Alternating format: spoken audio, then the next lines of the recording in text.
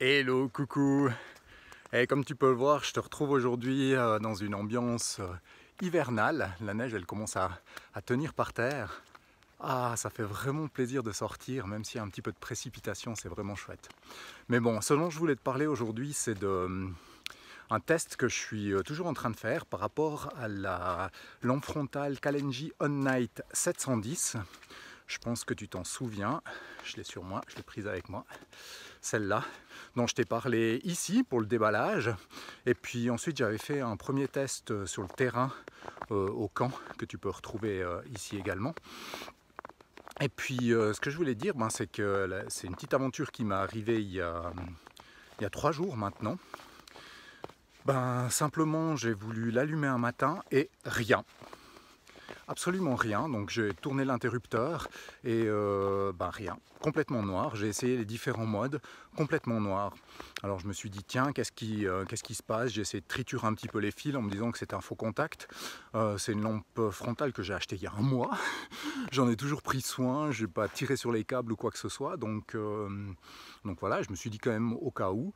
Voilà, j'ai essayé différentes choses, de la secouer un petit peu pour voir si c'était vraiment un faux contact, mais rien du tout, impossible de l'allumer.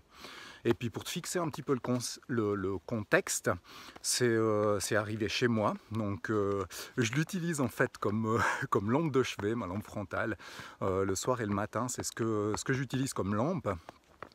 Donc pour dire qu'elle était à température, dans une température intérieure, donc sans que ce soit au froid ou quoi que ce soit. Donc il n'y avait vraiment aucune raison qu'elle ne s'allume pas, mais elle est restée complètement noire, quoi.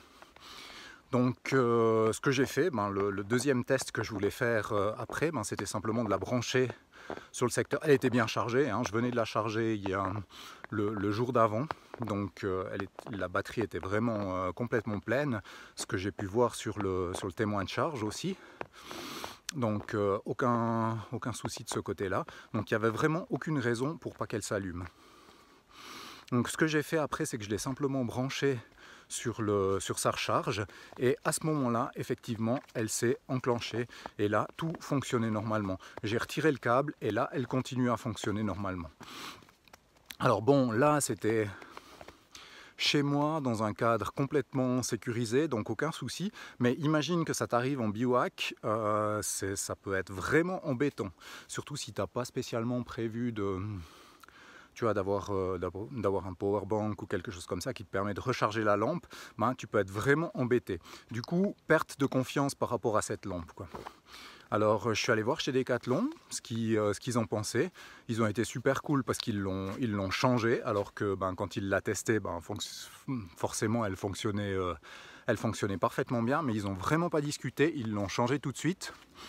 Alors ma question aussi, c'était de dire, mais est-ce que c'est un problème que vous avez déjà eu ou est-ce que c'est... Donc ils m'ont confirmé que non, que c'était vraiment quelque chose d'inconnu.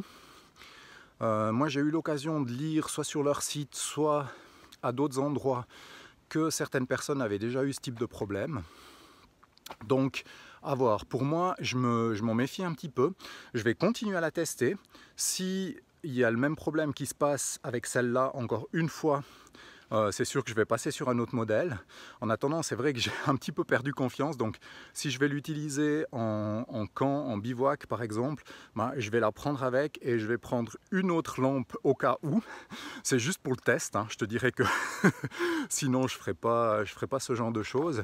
Mais voilà, donc je tenais vraiment à te signaler cette petite situation qui m'est arrivée. Est-ce que c'est quelque chose d'exceptionnel? À voir ce que j'ai vu sur d'autres sites internet, ça n'a pas l'air le cas. Donc petite mise en garde par rapport à cette Kalenji On Night 710 de chez Decathlon.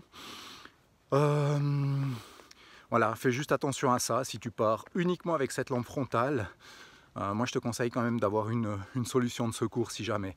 Moi je vais continuer à la tester, donc si c'est pas encore fait, abonne-toi à la chaîne pour voir la suite avoir la suite de ce test, voir ce qui se passe avec cette nouvelle lampe donc, que je viens d'avoir en échange, et puis je te tiens au courant de la suite de ces tests. Allez, je te souhaite une excellente journée et je te dis à tout bientôt. Bye bye.